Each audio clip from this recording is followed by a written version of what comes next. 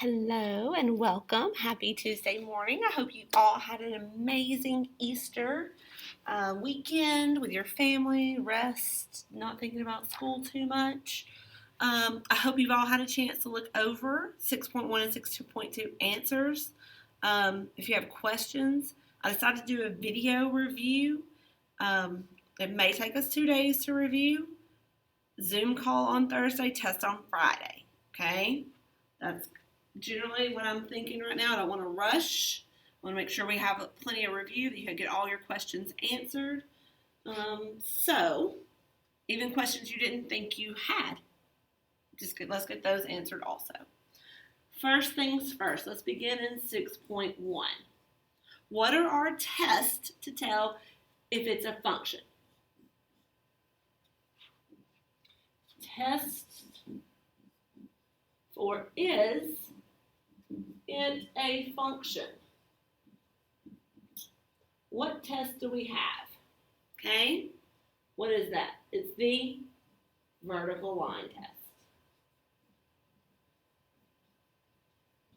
Okay, if it is a function, how can you tell is it a one-to-one function?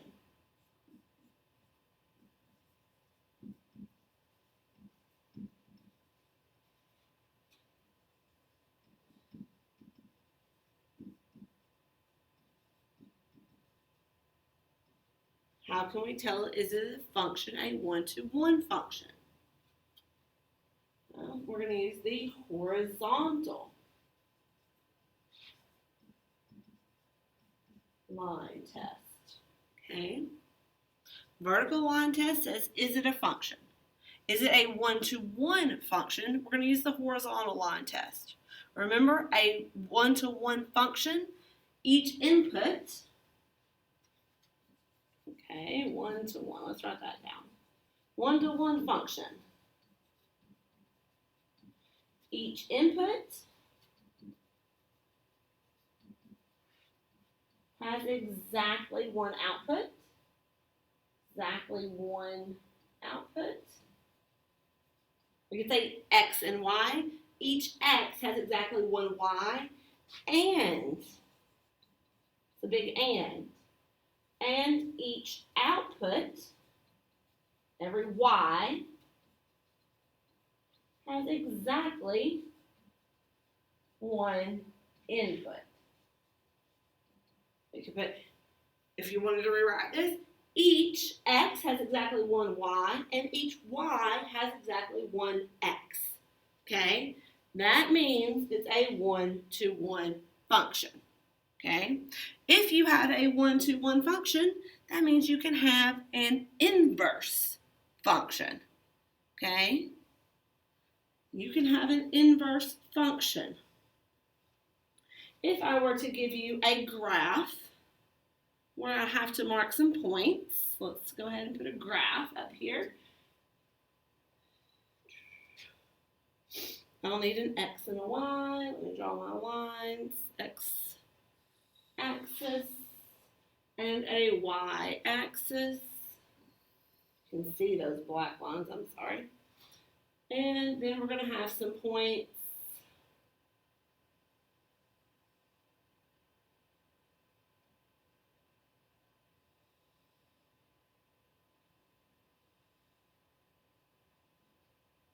So I have a point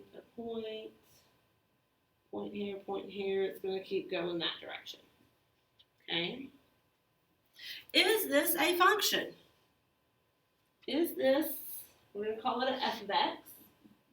Is f of x a function? Does it pass the vertical line test? I'm just putting some points on here.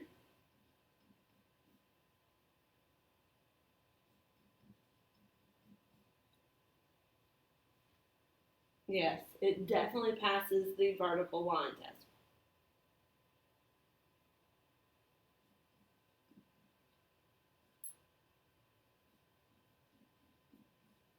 Okay, it passes the vertical line test. Does it pass the horizontal line test? It should. I hope I didn't go farther down right here. I may kind of do that a little different. Yeah, you're right. So let's let it pass the horizontal line test.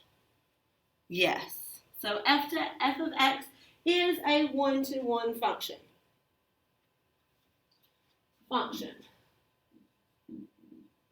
Check. One-to-one.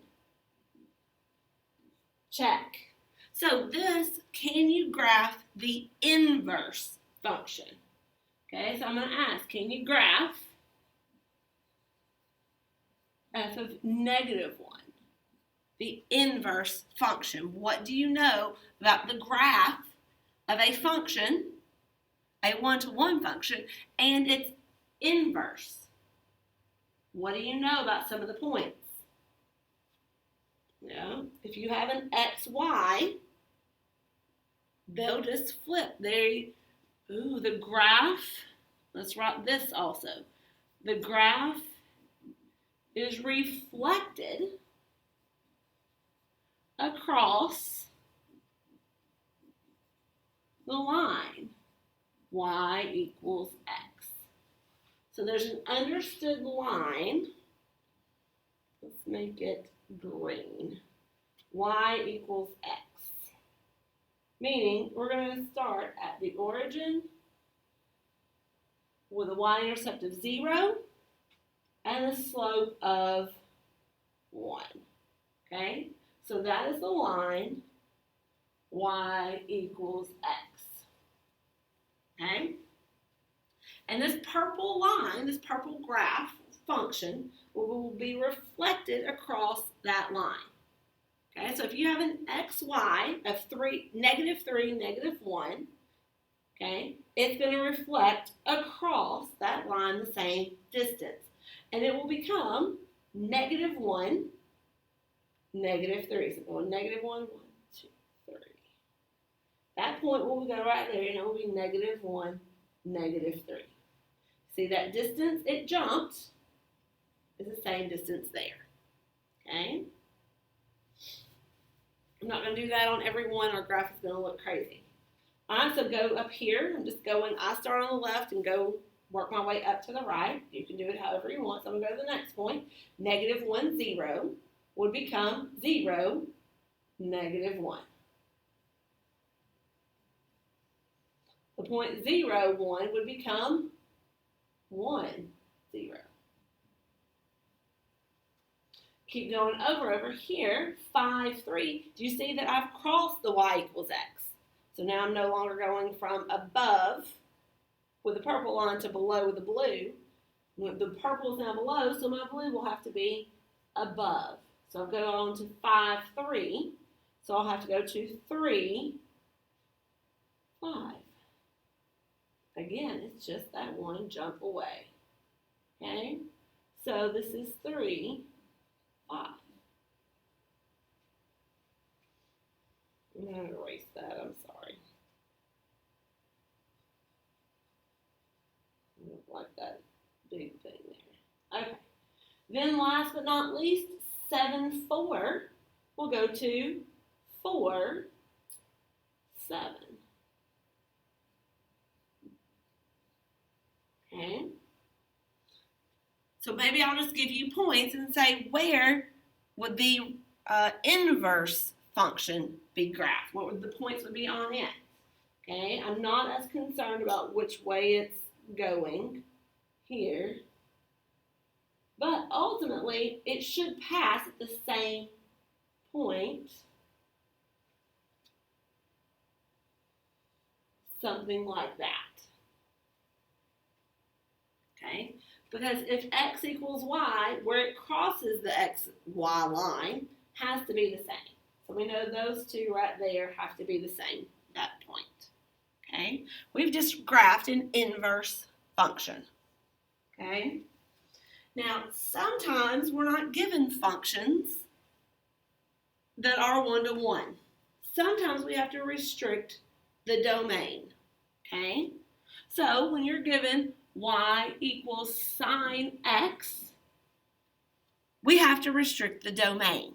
Okay? These should be in your notes. These will not change. we've restricted the domain to be between negative pi over 2 and pi over 2.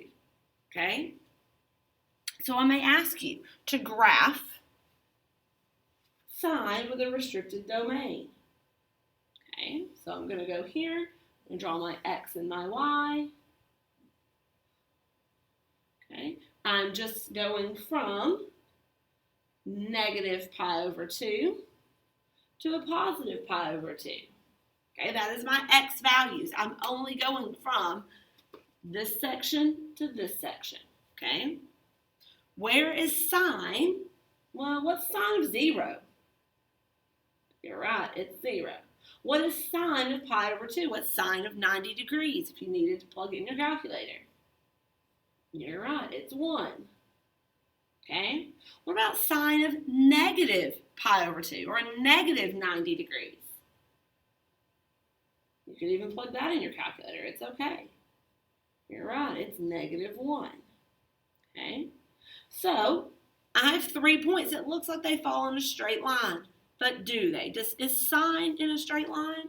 No. We know from 0 it curves up because it would go back down. Okay? But if we have that go back down that other side of the hill, it makes it not a one-to-one function. Therefore, we can't graph. That's not in our one-to-one function. Okay? So I'm going to erase those little dash marks, but you know what it looks like. So going backwards, it's going to reflect and go down. It would keep going back up on that x-axis. Maybe I'll leave it for just a second. Okay? The dotted lines are not there in our one-to-one function. But the section that we have, is it a function? Is it a one-to-one function? Yes. What is our domain? Domain is just the x's. I've given that to you. Okay? What is the range? What do we go up and down to? We go down from negative 1 to a positive 1. Okay? That is your graph of sine x with a restricted domain and its range. Okay? Not changing. Ever. Okay? But I might ask you, can you graph the inverse sine? Okay? So let's see if you can graph y equals sine negative 1 of x. Okay? Given your original one-to-one function. You have 3 points. Do we need to label them? It's okay if you need to label them. This point down here is negative pi over 2, negative 1. We have 0, 0. And then we have pi over 2, 1. Those are those 3 points that we started with. Okay, so if I want to graph the inverse function, I'm simply going to flip every x and y. Well, the easiest one to do is, you got it, 0, 0. It stays at the exact same point. Okay? Now, if I want to find the inverse of this, I'm switching my x and my y. So instead of negative pi over 2, negative 1, we're going to negative 1, negative pi over 2. You may be asking, how do I know where they are? I don't really. I just approximate. I know 1 needs to be a little less, should be a little less than pi over 2, because 3.14 divided by 2 is a little bit more than 1, but not a lot. So they're approximately the same. This should be a little farther down than that is over. Doesn't really matter. Not at all. Labeling your graphs are key. Okay? Next one. Pi over 2, 1 should go to 1 pi over 2. Okay? Should that be a straight line? No, it should not. Okay? Now, I have these little dash lines on the original one to show that this, going from 0 to pi over 2, should continue that dash mark like you're going up the y-axis. Okay? Should curve like you're going down the y-axis. Okay? So that is your graph, except for those little dash marks, and it's okay if you put them there. but just don't draw them as solid lines. Okay? That is your graph of y equals sine x with a restricted domain and its inverse. Last question I might ask is, what is the domain and what is the range? Okay? So what would be the domain? Remember, that's your x values. What did we start with? What did we end at? Yeah, -1 to 1. What about the range? Up and down. What is our y? Where do we start? Where do we go up to? Where do we go down to? Where do we go up to? Okay. If you also remember, the domain of 1 will be the range of the inverse. And the range of the original will be the domain of the inverse. Okay, make sure those connect. Okay, all right, let's go on to sine. Can you graph sine over a restricted domain? Start with y equals cosine x. Did we have the same restriction? Did we start from negative pi over 2 to pi over 2? No, we sure do not. All right, because at 0, we're up at 1. If we went backwards, we would have ended with a hump on both sides, and that's not a one-to-one function. So we actually start from 0 and go all the way to pi. Okay, so our domain is from 0 to pi, so it will be a one-to-one function. Okay, so at 0, we're at 1. At pi over 2, we're at 0. And then at pi, we're at -1. Okay, if it had kept going, it would have done this, and it would have done that. It follows the x-axis, just like the sine graph does. Okay, what is my range of cosine? Where we go up and down to. We always start with where we go, start from down and then go up. That is my range. It's the same one for sine, okay? That's okay. It's perfect. Next, can you graph the inverse cosine? Let's see. Inverse cosine. Y equals cosine -1 of x. If you wanted to give the domain and range first, could you? Without the graph being there? I hope you could. We just talked about it. The domain of the inverse will be the range of the original. So it's from -1 to 1. What about the range? What is the range? 0 to pi. Yeah, good job. So, can we graph it? Do we need to look at the points? Do I need to go back and write these points? This is 0, 1. This is pi over 2, 0. And this is pi, 1. It's okay. It's no big deal. Write those points down. You have your x's and your y's if you've labeled your graph. Please label your graph. Yes. All right. So here we go. Instead of 0, 1, we're going to 1, 0. Okay. Pi over 2, 0 is starting at 0 and going up to pi over 2. I want to put the dot there. I just put a 0 there. Okay. So that's 0, pi over 2. And last but not least, pi 1. We're going over, that's not 1, that's a -1. I know you're saying that in your head. The 7, that's supposed to be a -1. Yep, you're right. Pi, -1. So now we're going to -1 and up to pi. So -1 pi should be right there. Okay, it looks a little different. Well, is that okay? So going here, they're all in a straight line, but should they be a straight line? No. These dots it's going to hug the y-axis. The original graph hugged, it kept going around the x-axis. The inverse function is going to go around the y-axis. Okay? Did our domain -1 to a +1? Yeah. Our range from 0 to a pi. That worked also. It looks good. What about tangent? All right, tangent. Do you remember tangent? What does the graph of tangent look like? Have it in your notes. Look at it because they don't change. Okay?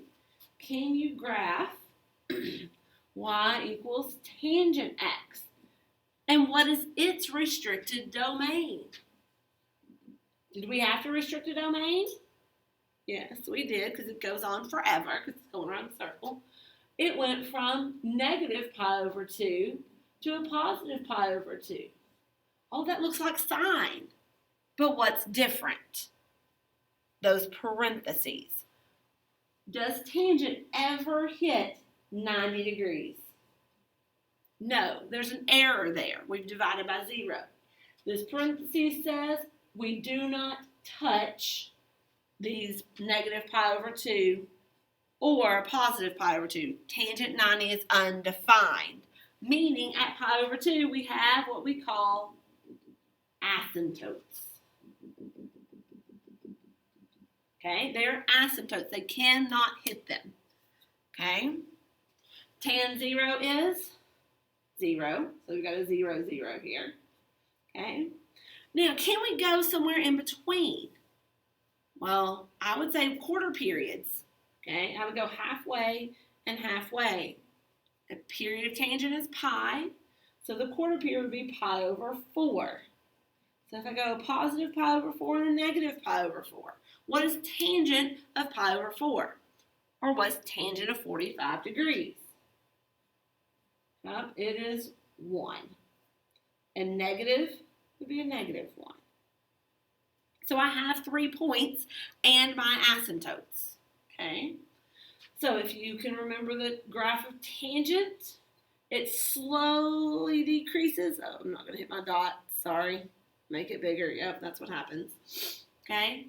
It slowly gets bigger and then it shoots off to that asymptote really far. Okay? It never touches it though. So we have our domain. What is the range of tangent? What does it go down to? What does it go up to? Those are arrows. They're going to asymptotes. Now, it's going from -infinity to +infinity. All real numbers. We can get anything out. All right, probably the last one. Because we can't do all of this in one day. I figured that. Can we graph? Let's do a pretty color. Y equals tan -1 of x. I don't know why I put parentheses around that. Okay? Can you first tell me the domain and range?